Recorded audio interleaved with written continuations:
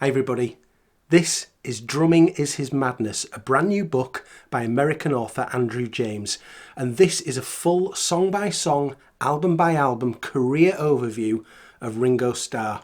It covers the moment he joined the Beatles and the first songs he sang with the Beatles, right through to his brand new EP that hasn't even been released yet. So I did a bit of a teaser of this book a few days ago in my previous video. And I said that I would be coming back to you with my full review of it, which I'm going to do now. First of all, I want to thank Andrew for sending me this book and essentially involving me in the release campaign for this, because it hasn't been advertised anywhere yet. Only Andrew and myself have got copies of this book at this moment in time. And it's a very interesting publishing model that I'll talk a little bit about later, but it was something that I'm certainly not familiar with. So, Drumming is His Madness by Andrew James. The title is based on the song Drumming is My Madness, which not a song that I was familiar with, but it's covered in here. It's the B-side to the song Rack My Brain. I'll show you the side spine there. And there's the back cover there. The only difference on a copy you order is it's not going to say not for resale on there. Say this was a version that Andrew arranged to send to me. I'll also cover later on exactly where you can find links to buy this book. Of course, there's hundreds, if not thousands of books about the Beatles, quite rightly. There's loads of books about Paul McCartney and John Lennon, some fantastic ones, others that I'm not so bothered about. And there's plenty of books about George, but I think there's probably still a couple of really good books about George that we could still get. We've got very little to do with Ringo, and whilst we probably don't need hundreds or even dozens of books about Ringo, I think we do need something that covers Ringo's entire career, because he's 25% of the Beatles. That should not go unnoticed in a book. So what is this book? And just as importantly, what isn't it? Well, it's not a biography of Ringo Starr. This is purely focusing on the songs that Ringo's sung on his albums, including the Beatles songs. So here's a photo of the table of contents just to give you a really good idea of what is covered in this book. I'll show you some example pages in a moment. But essentially, what Andrew has done here is he's ranked every single song that Ringo has sung on his albums.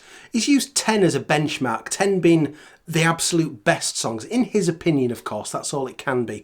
10 is the benchmark, and it would be no surprise, for example, to hear that Photograph would be a 10 out of 10 song.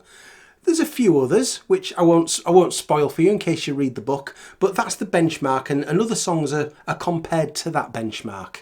Andrew's got himself a formula then for working out the ranking of the album based on the ranking of each song within.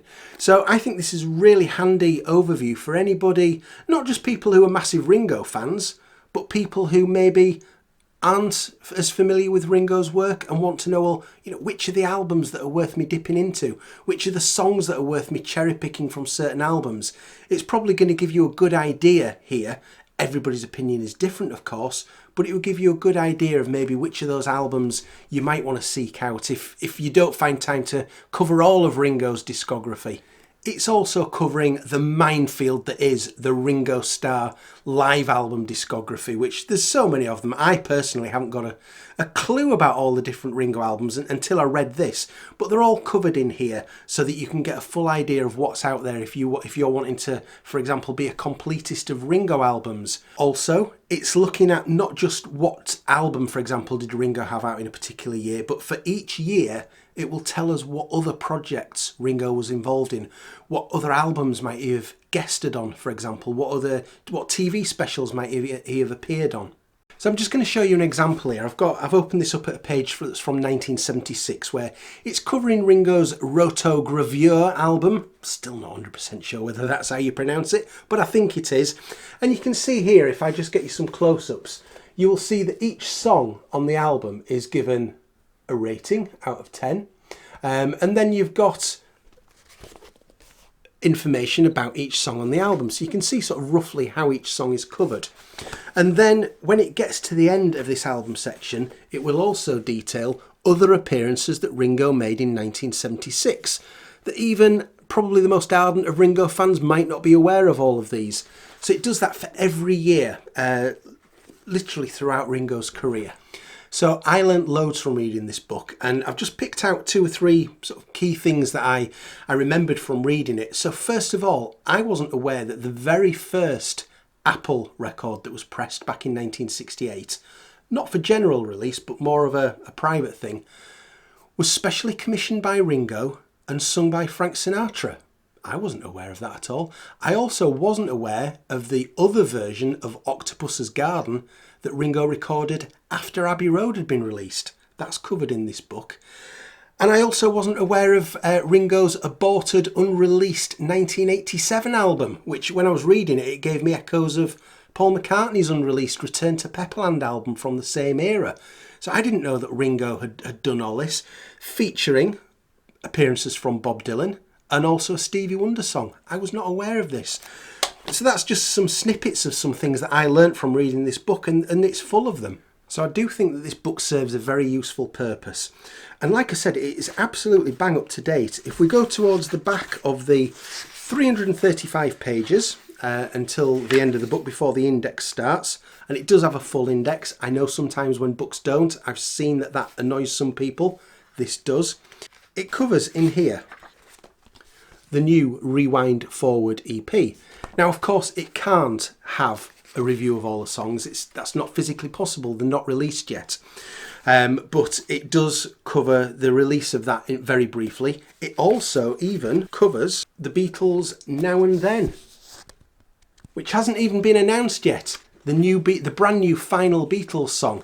There is some information in there. Now again, of course, that can only be based on the information that we know so far. And it did make me think when I was reading that, I really hope if this book does well, that Andrew might decide in future, when the time comes, which I hope is a long way off still, to maybe do an updated version of this that covers all of Ringo's career right up to its very ending. But you cannot get more up to date than 2 items been mentioned that haven't actually even been released yet. It also briefly at the end covers Ringo's film career. So if you're somebody who enjoys watching Ringo on film, there might be some listed that you're not aware of. There's certainly a few listed that I wasn't aware of in there. But that is basically just a list of film appearances. They're not reviewed in any way. In terms of the print, it's a nice, decent sized print. I hope you can see that there. For example, I've just turned to the 1979 page. So whilst there wasn't a great deal going on in terms of releases from Ringo during 1979, we still get a full page detailing other projects that Ringo was involved in during that year. Some of you will know that earlier on this year I did a full ranking of Ringo's discography, and I had to get to know a lot of the albums to do that, because of that journey that I went on earlier on this year with Ringo's albums, where I was going in blind to those songs and to those albums and forming my own opinions. It's interesting to see how some of them differ. So, for example, the song "Drowning in the Sea of Love" from Ringo the Fourth that gets a half page dedicated to it here. Andrew James has quite a different opinion of the song to what I have. It was one that absolutely stood out for me. Probably more of an average song for Andrew James. So interesting to see how those variations there. We've got an introduction from Andrew at the start that sort of details really who he is, because he's a new author. It details who he is, how he got onto this Ringo trip in the first place, and where the idea for the book came from. And then it moves on to a fairly brief overview summary of Ringo's Beatles career, which doesn't need to be gone into too much depth. That's been done hundreds of times elsewhere. But it gives a quick introduction. Liverpool, I Left You, the Beatles. Interesting to note that all the chapter titles are references in some way to Ringo songs. And then it does cover all of the songs that Ringo sang lead on for the Beatles.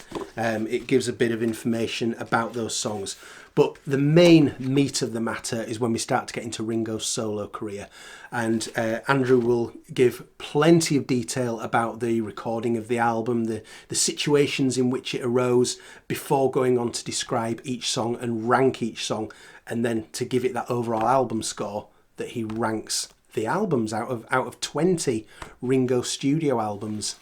So I said I was going to talk about the publishing model of this book, which is interesting. It's a model I wasn't familiar with, I've not heard of before. Essentially what will happen is the book is for sale on Amazon. As far as I'm aware, it's not available to buy anywhere else. There are paperback versions, there's also a hardback version that's available in some countries.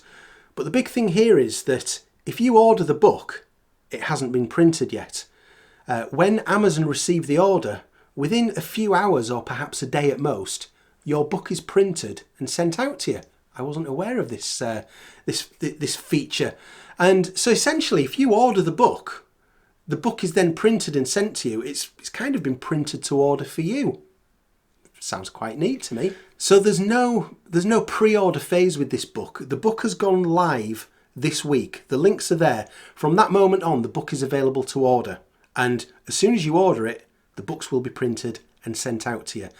So in this video, down in the comments of the video and in the description of the video, I'm going to put all the links that Andrew's provided me with for all various different countries around the world where you can order this.